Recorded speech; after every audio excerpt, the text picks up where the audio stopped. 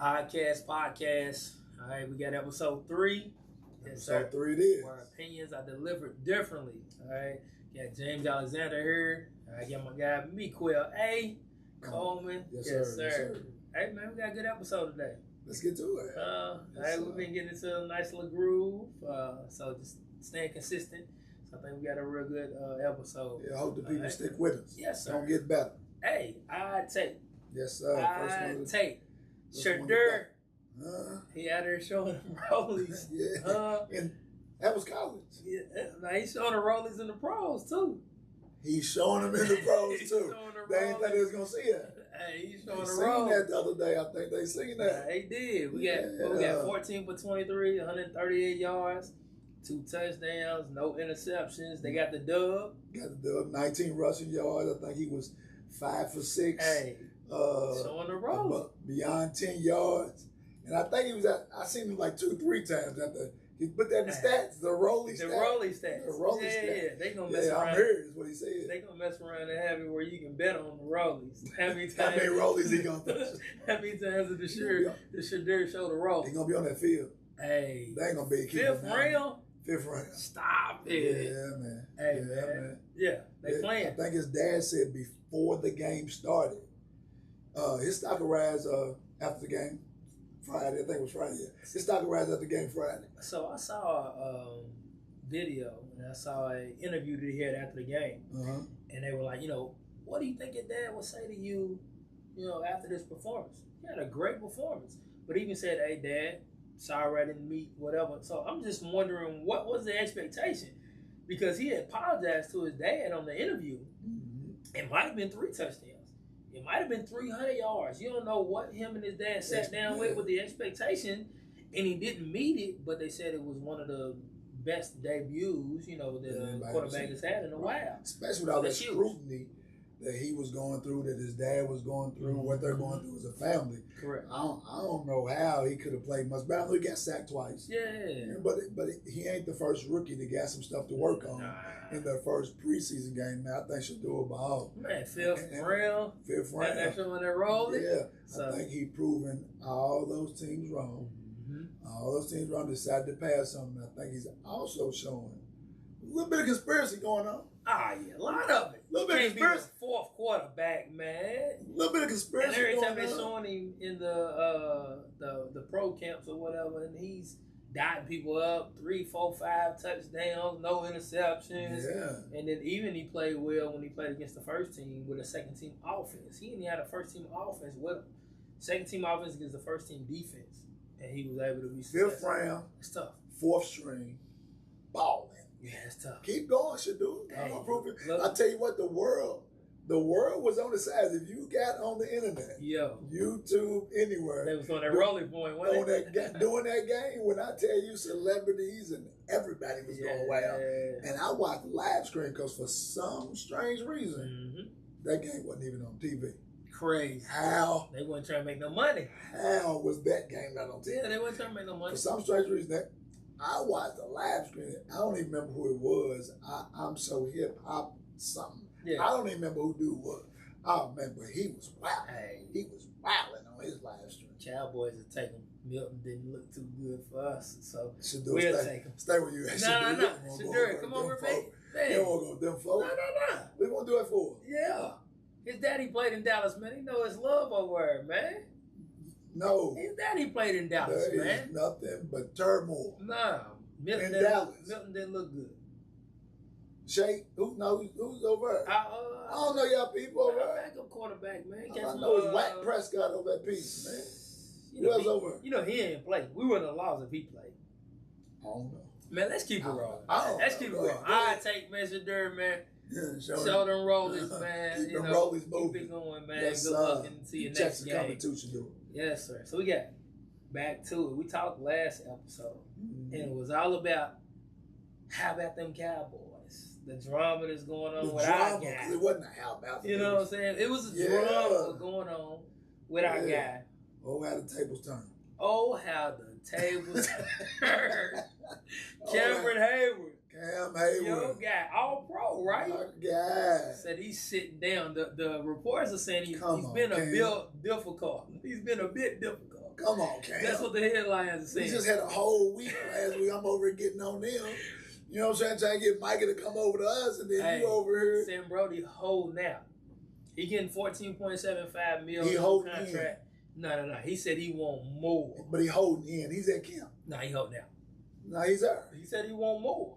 Yeah, he's even doing positive podcasts. It's not going to be the same situation.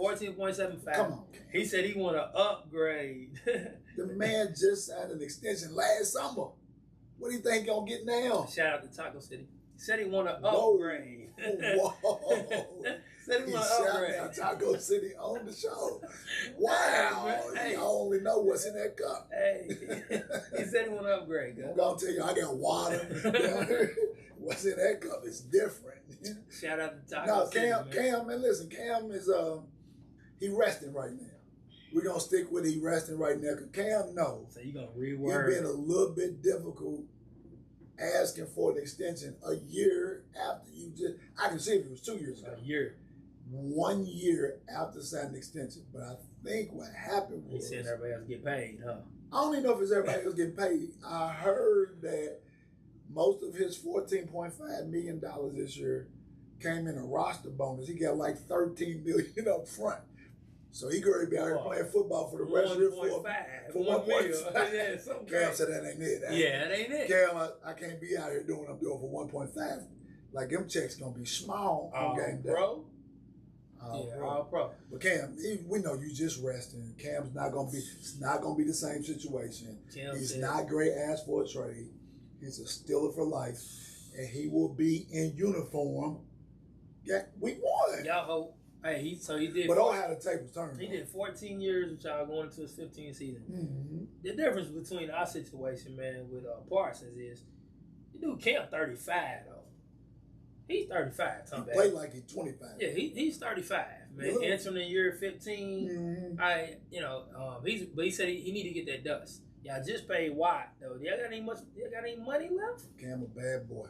I ain't gonna lie to you. Y'all got any money left? We might have some. Cam a bad boy. Cam, I love you. I ain't gonna lie to you, Cam. I love you. TJ Watt, he not though. TJ Watt, he is not.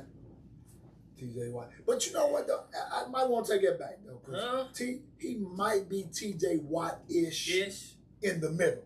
Correct. In the middle. It's not on the outside. Because he causes a lot not of on the edges. We gonna listen, Cam. I will call up her. I'll talk to the roomies. I ain't gonna be able to get you number about $2 more million. About 2 more. Your boy at 40 a year.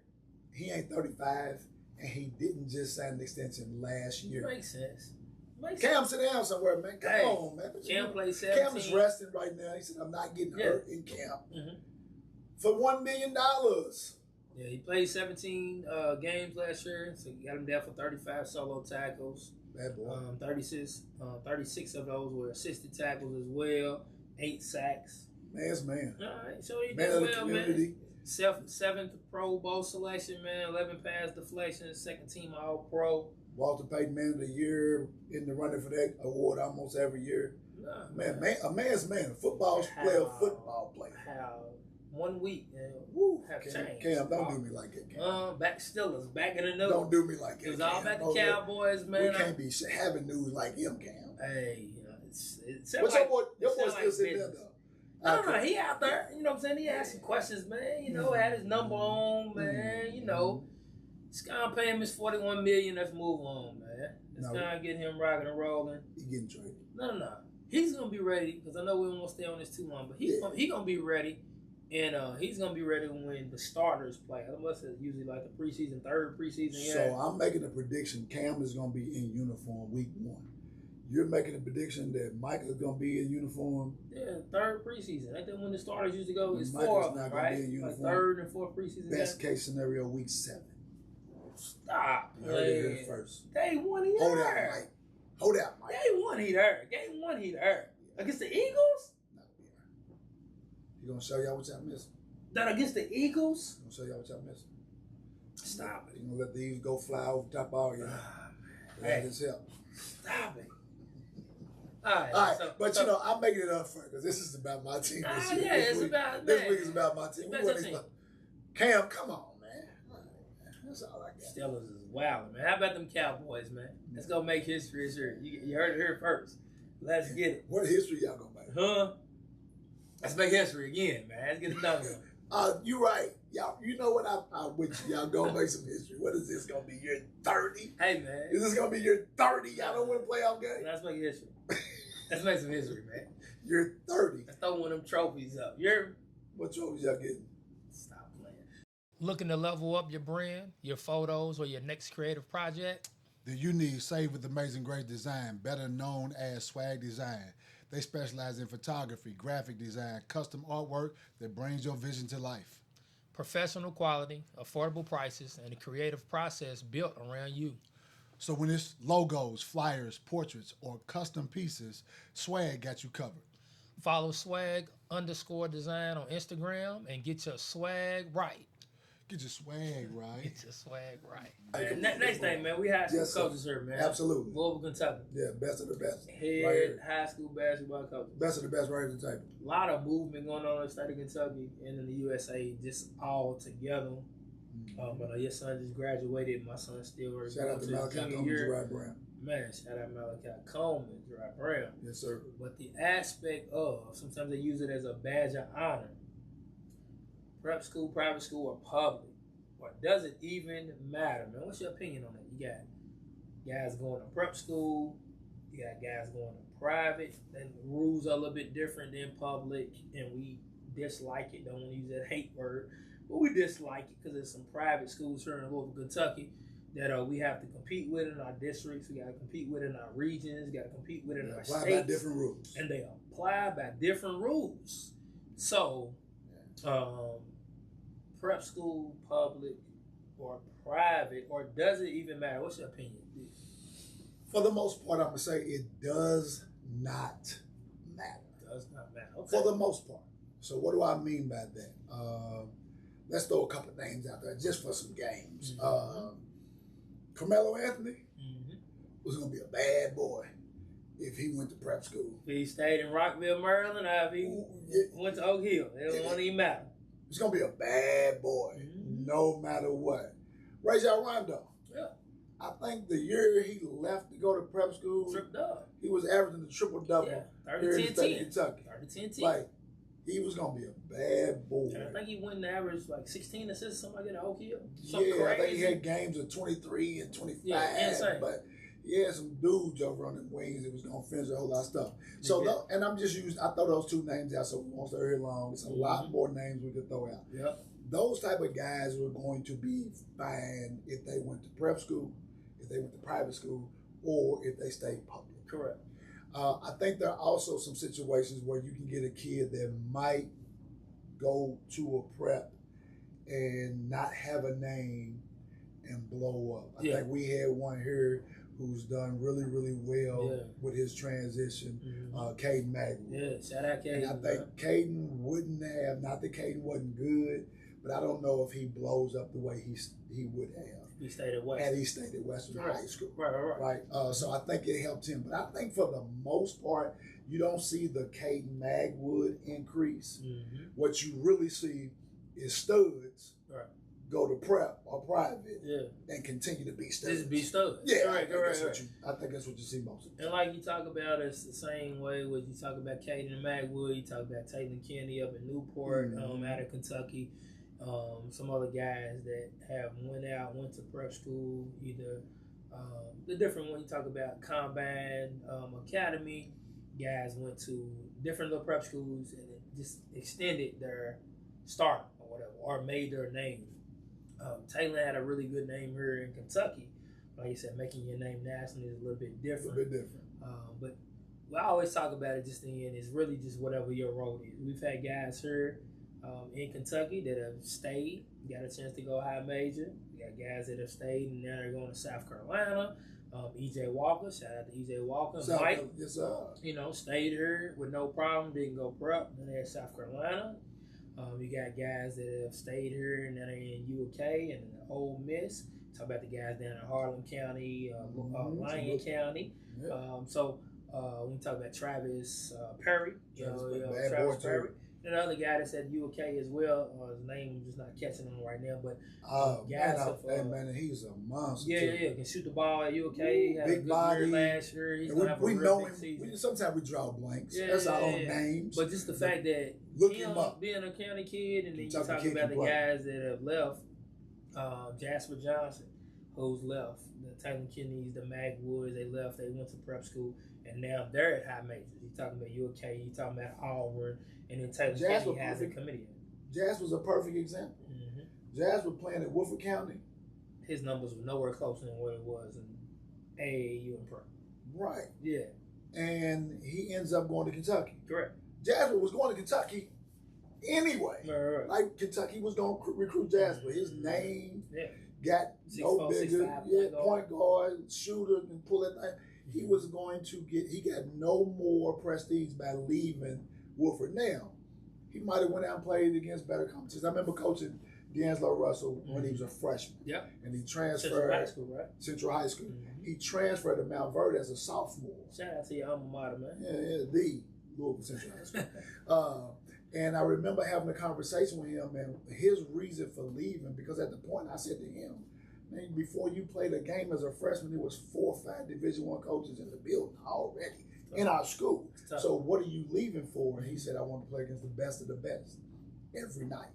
And if I stay here, I'm going to play against the best of the best 1 or 2 nights a year. Correct. So if you have a reason like that for going, that makes sense. But that's cool. Mm-hmm. But for some of them, your name's not getting much bigger. Yeah, and as of right now, when you're talking about the state of college basketball, a lot of kids are committing earlier. That junior year, they're trying to commit going into their senior year, finishing up their 17U, AAU wise. And it makes sense because it's like, I already found my home or I'm going to go for college. Let me just get the experience, or let me just continue to prepare for the next level. Some guys decide to stay a senior year after they make a commitment and just have fun with their friends and family. Yeah. So it's really a choice that you're going to make. It's really no yin and no yang. But when we talk about pros and cons. Let me throw something in there real quick. Yes, sir. I was also his freshman coach and a varsity assistant. I don't want nobody to think I'm trying to clout and say I was his head coach of the varsity team. That guy's name was Doug Bibby. I was just on staff. And I was the head coach of the freshman team that year. I still had the conversation. Yeah, man. Right, go ahead. You was talking about hey, man, freshman coaches, JV coaches matter, man. Absolutely. Freshman coaches, JV coaches we grew up to be head coaches sometimes. Yes, sir. Yes, sir. I love being a freshman coach. I was never JV, but getting the opportunity to build it, so we all matter. But just the main thing of pros and cons. We know it's a lot of pros when it comes to prep school, private or public. What do you think the pros are of all 3 of those levels? What would be a pro of going to prep school? Again, I think it is you testing your skills against the best of the best, or more often than not, a higher level of competition, especially for bigs, as we talked about behind the scenes. Right. Also, even for guards. Guards are guards everywhere. Correct. There's great guards everywhere. But when you go to the prep school, you're now playing against bigger players. So you learn that skill set of how to finish over bigs and handle the pick and roll a little bit better with bigs rolling instead of a big who's really a guard in a guard's body in high school. I think you think about facilities for the most part, especially like you talk about private school, you talk about money and some of the things, those things we don't have in the public schools. But then in the public schools, like you said, you get the experience of being with your friends, and things of that nature. Some of the private schools are all boys, all girls. Right. Oh, Hey, shout out WB. I don't do that. I don't look no hard. Hey, man, I'm just saying. We lock in and we focus, man. We get the girls after school. I get you. Our young men get the girls after school. Take care of business, man. No distractions. You know what I'm saying? No distractions. I got you. My intake just on the prep end is it's more basketball. We're like, this is basketball. You're going to go to school here and there, man, but it's more time in the gym, more time taking care of your body, more time with the travel, getting the exposure of how to take care of your body after workouts, and more intentional. That's what I mean. On the private end, like you said, they have rules that they can do a little bit different, so you get more structure. It's kind of like the middle. In public, I think you can do it the right way. It's just a lot of rules that hold us back. No workouts or practices on Sundays, where privates can do that. Yes. When it's snow days and you can't get in, if school's not in, public can't do it, but privates can. And it don't matter if we play them on Friday and the snow day was on Thursday. They get to practice and we got to sit down. Correct. So you got guys, and then the main thing is probably the mentality. I would say, private, every kid prep school, every kid want to go college. Right. They know they made the decision, they made the sacrifice. Their parents have made the sacrifice, either financially or just their child not being close to home. That's the word right there. That's the big difference. You know what I'm saying? And in private, you can have some privates that are in the public area or whatever. So it's really not truly a sacrifice besides financially. If they're not on full scholarship, they're paying for it. The pros I feel of public is, once again, you have the ability to play private, prep, or pro, public, depending on how your coach schedules. But you get a chance to just hoop, freedom. Usually guys that stay public, you don't have 5 or 6 really good guys around. Right. But the challenging parts, I would say, would be the fact that you only have 1, 2. If you're lucky, you have 3 guys that truly want to go college basketball. Everyone says they want to go to college, but when it talks about their actions, getting up extra shots, the cardio, watching film, everyone says they want to go to college. That's the hope factor, that they want to go to college and want to have that expectation. But kids that are going to prep, they want to go Division II, Division I. They want to go high level basketball, and they know the work that's going to be put into it. You kind of like pulling teeth when you're in public, and you gotta find a way to motivate the guys, but understand that 98% of your team is not gonna go to college majority of the time. The rest of the guys are gonna go and be great fathers. Right. The guys are gonna go out and get degrees, be CEOs, great family men, and stuff like that. And you gotta find that balance of pushing them to the limit, knowing it truly in their heart that these are the last days of basketball, competitive basketball. Yeah, you brought up another point there though. There's really a big difference, and that's financially. Yeah. If you're not one of the studs, even when you go to prep school, you're gonna pay. And if and most private schools, you're going to pay. You got to pay for that education. So that is a big difference. Your parents is gonna have to come out of their pocket with some money. Correct. For the majority of the kids. Correct. Go to prep and private. Correct. And the other thing about it as well, if you are a kid that's having success in the public realm, because there's a lot of kids. I've learned so much information throughout Jiraiya's journey, man. It's insane that, like, for example, down in Georgia, they get 2 weeks of an extra live period that we don't get. They play in June. They get 2 more weeks that they get to play in Georgia in June. Before July. We get 1 week in Kentucky. They get a total of 3 in June that they get a chance to play in front of college coaches. And I said, that is insane because your area matters more even as a public school. It's a lot of kids that are in Georgia that's in public school that's making it because they're in the area around private. Yeah. I learned so much information going through the journey with Jiraiya. It's insane because it's like no need to go to prep school. If you're in an area that has really good private or public schools, they get the opportunity to play in front of college coaches multiple times. I know we're not going to dive into it too much before we move on, but does it even matter to go to private or prep if you're really successful in AAU? We see right now a lot of guys getting offers in Kentucky from AAU basketball. A lot of guys around the state with AAU basketball.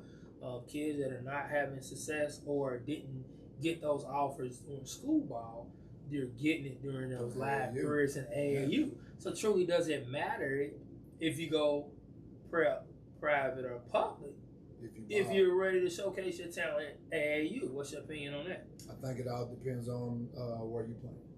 I think a lot of that is, are you on one of the shoe deal circuits? And again, how much work did you put in? Correct. Because if you're not on one of those Shedeur circuits, then you better really, really, really go out here on the AAU circuit and ball. Correct. But to answer your question, does it matter if you're on the AAU circuit and you're getting the name recognition on the AAU circuit?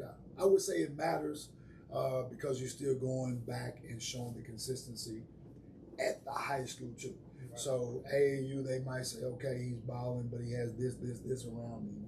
Here's the situation. There's not really a lot of scouting going on. They're showing up. People can have and then you can transition it back to the high school and say, listen, I don't just do this on the AAU circuit.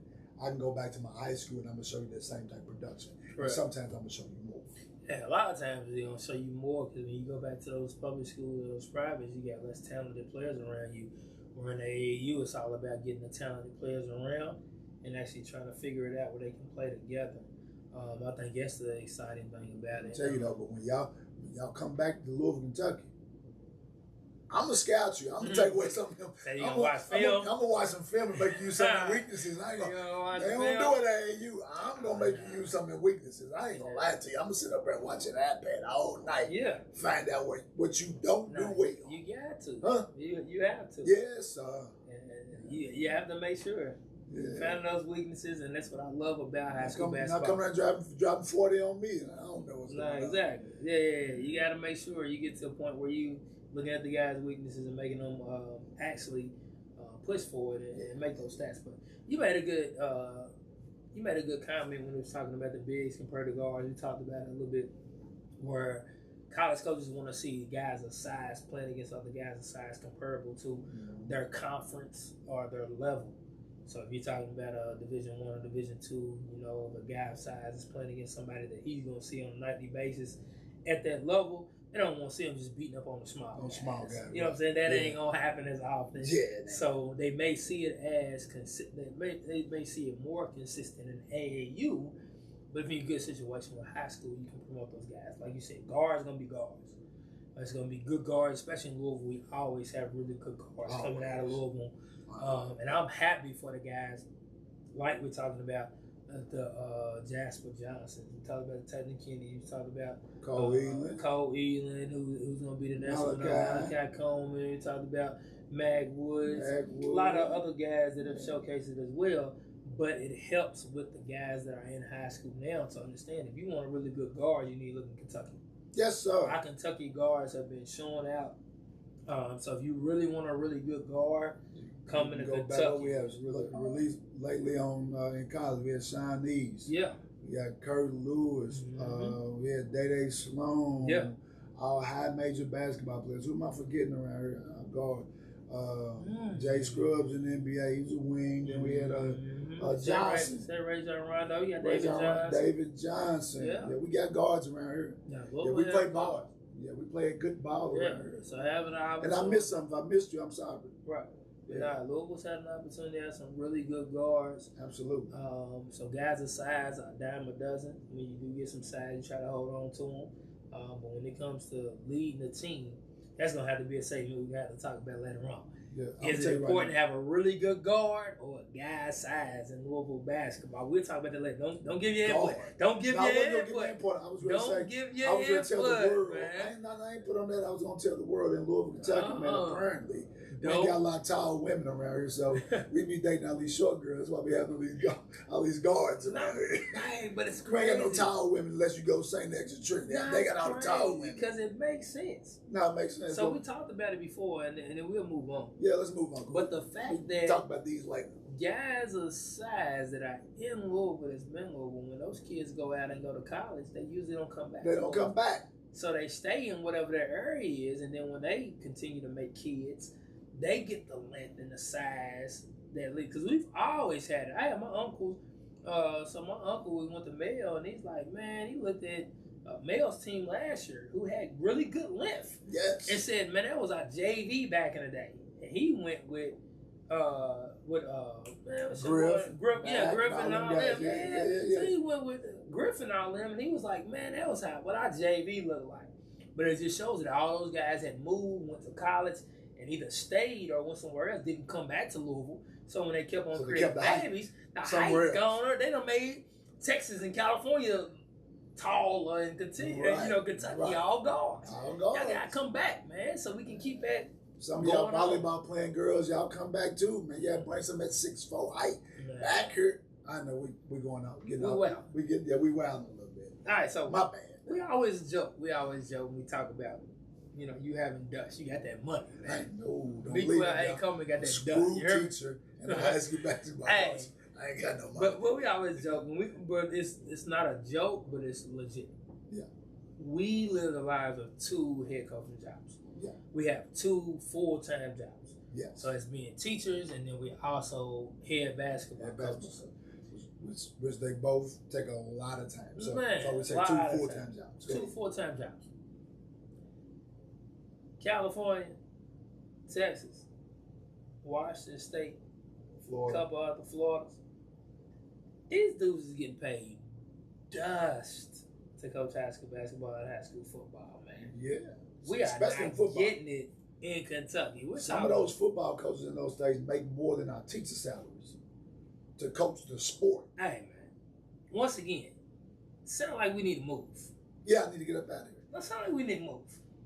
Because if I told y'all what I make as a coach in year 21, it'd be disgusting. So when we talk about our stipend, we get roughly, you know, I'm going to throw your money out there, man. But as a head coach, it's public. In Louisville, $7 to $9 grand. 7 to 9, 7 to 8, something like that. No, if you look at it, we moved up to about 9. Yeah, 7 to 9,000, man. You get as a coach, and you're really going all year round. All year round, and that check comes twice a year. All year round. You have, on average, I'm looking at it, $47,000 on average is what prep school coaches are making. Extra on top of it. And that's just for basketball. I'm not talking about football. Football, them dudes are getting $150,000, $200,000. They getting full-time contracts to coach the game of football. Should football, that $150,000, $200,000, should basketball be getting what football is getting in the high school realm? Talk to me. What's your opinion? I'm gonna be a realist. I'm not gonna be a homer on this one. $150,000, $200,000 compared to $90 grand. The question is, should basketball coaches be getting the same amount as football? As much as I hate to say it, I'm gonna say no. Okay. But we should be getting close. Why would I say no? Because as much as I hate to say it, football does bring in more money than any other sport. Basketball is second, and we bring in a lot of money. So when they ask me the question, should we make the same amount? Right. No. But should we be getting close? Absolutely. Right. Absolutely, because we fill the stands and we put in the same amount of hours. And actually, we work a whole lot longer. Oh, yeah, we got 30 games compared to they're playing about 10, 12. 10. And then, you know, we summer league and our season is a whole lot longer. We sacrifice more. I know in high school basketball, colleges too. We both play college ball. Right. We coach through Christmas break. Correct. And coach and play through Thanksgiving break. Correct. They don't have to sacrifice all those days. Not at all. Not on the high school level. Not at all. No. Yeah, we talking high school right now. Yeah, we talking high school. They don't have to sacrifice. They out for 2 weeks during Christmas break. We still coaching and traveling with kids. So I think the money should definitely. And every program, especially when you talk about, I know Texas, there's certain ones, Florida, they are, you know, those huge states have 100+ kids. But we rock with, you know, I'm talking about with me at the boys. I know I got 6th grade through 12, but I'm talking 60 kids. You got 30 kids. That's some programs that have 30 to 50, so it ain't a huge amount of kids differently that we dealing with. We deal with the same issues when it comes to parents. We still with the probably more. We deal with the same issues. It has to be more. So I'm got a chance. Shout out WB the boys football, man. I got a chance to look at that scrimmage last week, this weekend a couple days ago. And understanding that they don't deal with the amount of drama that we deal with just because there's more people they can put on the field than we do. Right. We can only play 5. For some strange reason, we can only play 5. those parents don't give those football coaches same grief. No. Because it's more. You double. I've coached some players in the past, let's just say 5 years so we don't put names on people, Mm-hmm. that played both sports. Right. And the parents would come during basketball season and give me the blues because their son's not playing. And then I go to the football game because I'm very supportive. Right. DuPont Manual High School. I'm very supportive of the football team. And I watch that same kid sit on the sideline during the football season, and the parents say nothing. Insane. It's crazy. Hey, insane. That's crazy. But understand that once again, with the football program, they do deal with more kids. I'm gonna tell you they the bring difference, in though. more finances, but also they dish out more too. Those helmets, Pads, pads, and all all that that stuff is more expensive. Yeah, absolutely. On that end. Oh, we but need a little score. I think we don't need we don't need 150, but I'll take 50, 80. 50 to 80. Yeah, I think 50. Like for Need a it. little 10 there, extra 50 to go on top because everyone doesn't teach. Right. I want the aspect, and we were talking about it before, where because it is a full-time job, It's a full-time job. allow us to focus on just coaching basketball. Like we want our Tuesdays and Fridays to be as easy as possible because we have so much going on game day. We gotta deal with making sure the kids are getting fed. We gotta make sure everything's lined up. Uniforms game right. day, uniforms. We gotta make sure Floors we're right. mentally prepared for what adjustments we gotta make for game day. So we prep the same way that the the head coach is doing football. The difference is we can play 2, 3, even 4 times a week. They go 1 time a week. One time. So we got to do all that preparation 2, 3, 4 Yeah, times it's a 4 week. out of 7 days. We're preparing those same steps that they're doing once a week. Yeah. So when we're talking about 50 to 80,000, allowing it just instead of a We're not 7, asking 9. for much. Yeah. Stipend. We're putting in the work, but we're putting in triple. I'm going to tell you 10 what we need to games help compared to from. 30. 10 games compared to 30. I'm going to tell you where we need to help from compared to the other states that we talked about. Mm-hmm. We need community people and we need families and friends to show up to the game. Correct. I'm going to tell you what, you go to some of them games in Texas, Florida, California. Under the lights, that's what they say. Friday Night Lights. Friday Night Lights. It's crazy. Though the whole city comes out for those games, They do. and I think that changes a little bit what those coaches can get paid. So we need, and not just Kentucky, and some of these other smaller states where people are underpaid as we believe, we need people to come out and start supporting. Financially and with your body, with you showing up and supporting. I think alone, So people start donating some money too. I think alone, we got 26, 28 high schools. Man, cut that in half alone, you're going to be able to get it. Because right now you got so many games going on at one time in a 20-minute radius in the city, man. If you bring them schools to, that's a whole nother count. Right. If you bring them schools together, I'll tell you right now. oh my God. If we cut them schools, because you're going to have a whole nother battle in here. That's a whole lot of athletes that's not going to get to participate. But once again, that's a whole nother conversation. A whole lot of kids shouldn't even be out there. All I'm saying is that's a whole lot of conversation. We deal with that with bars and lines. A lot of kids shouldn't be out there playing on Tuesday I'm going to give you a bold take right here. I'm going to give you a bold take for the world. I'm listening. I'm going to give you a bold take for the world that ties into what we do at the end of the segment. I'm just going to tell the world right now. Bold take right here. Yeah. Cut them schools in half if y'all want to. Right. I just said a whole lot of them students weren't going to play. Correct. But we talk about that we got kids that are players and my son would have still played. I'm going to tell you right now. Malachi Coleman's you can cut that joke to 5 schools and he was going to play. Correct. Yeah. But other people wouldn't. That was my little selfish moment right there for people to realize. I say some athletes ain't going to be able to play. Yeah. And they blame us for daddy ball. Somebody else could have coached me still was going to play and cut these schools that want to. Hey, cut them schools. But that's a whole other conversation. They cut them schools, going to be some other I think the numbers, because that's one thing that I always talk to the football coach at WB. My bad, Malachi. He don't want to hear all that out. Right. He mad at me for saying that, y'all. But I just know it's a lot of coaches, not just in Louisville, around the state as well, that fight with participation. And a lot of schools want to promote dual sport athletes, and I understand it. Yeah. But a lot of times it's because we're stressed thin. A lot of kids, they want kids to be able to play multiple things and promote dual sport.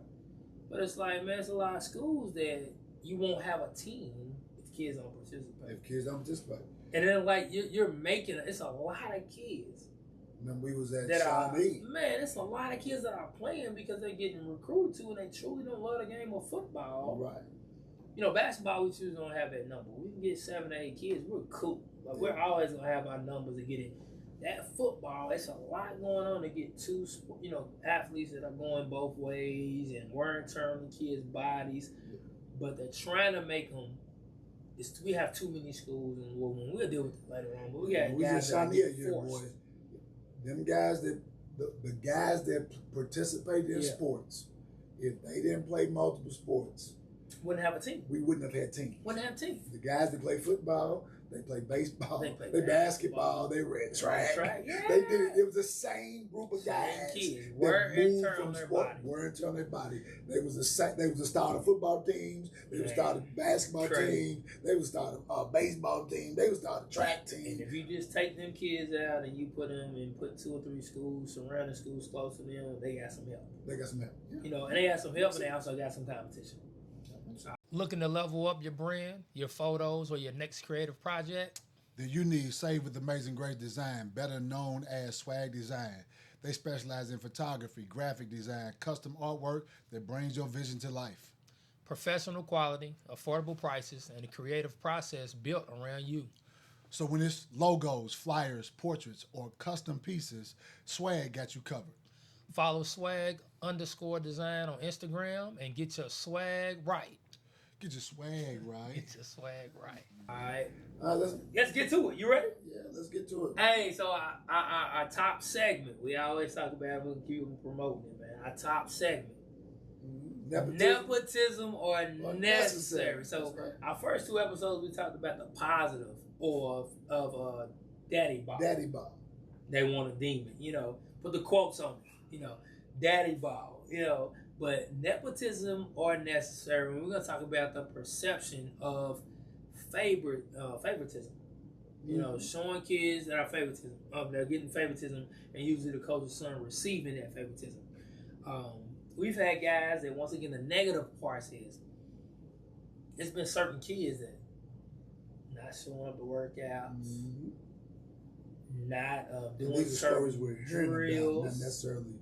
Yeah, we've heard them. It's stuff we're hearing about in other people's programs. Not doing particular drills, holding kids out from certain things when it comes to fundraisers. The kids not truly being bought in because this is what has been done with their father on staff. A lot of times we do know daddy ball can occur even as a coach being an assistant coach too.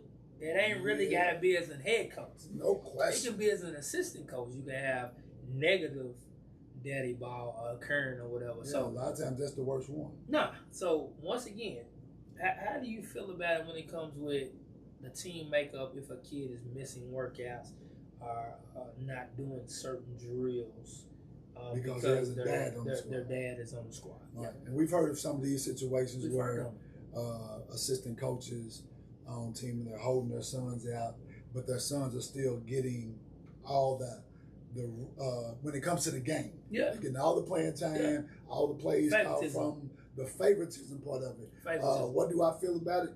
I think it's bad. Correct. I think that's where the majority of the gripe from people come from is because they've seen throughout sports more of those situations than they've seen of the ones where the son really deserves it and he plays. Right. The one they're seeing the majority of is the son that does not deserve it, but still getting it. Right. And what the common fan is doing is tying those two things together, even though they're separate. Right. Because that one situation where the kid deserves it and his father just happens to be the coach. Well, over here, there's probably 8 to 10 situations where the kid don't deserve it, but his father's the coach. Correct. Right. So that is something I would love to see some kind of way be regulated. I don't know how that would be. Well, let me just say it this way. I wish people were more realistic with their children. Correct. And I'm not talking about parents on that one. I'm talking about coaches that coach their son. Absolutely. Because some of y'all be tripping. No, exactly. And we always talk about the fact, and I told you, talk to you about it before we started doing the podcast, the fact that it's easier if your if your son is, the best player. Yes. 1 and 2 on the team. Yeah. If Lil Johnny's 5 or 8, I really say we talked about 8 to 10. Because usually every coach got their top 7-man roster. But if Lil Johnny around 8 to 10, 8 to 12, that's going to be a struggle bus right there. Because the drama's going to come a little bit more. Because we already know 8 to 12, it's not much difference. It's not much difference. It's the need. It's how the team's playing. One kid how the could team be structured. Yeah, how the kid, maybe it's a size piece. Maybe you need an extra shooter. Right. Kid's a defender. Like, it's insane on the amount of what's the difference. Or the kids look the same. They have different roles from 8 to 12. 8 to 12. Yeah. 1 to 7 is usually your top guys with no problem, and you can pretty easy to figure out. Yeah, everybody. Pretty easy to figure out. Majority of the teams play around 7 to 8 guys when they come down to district time, region time, state preparations, or whatever.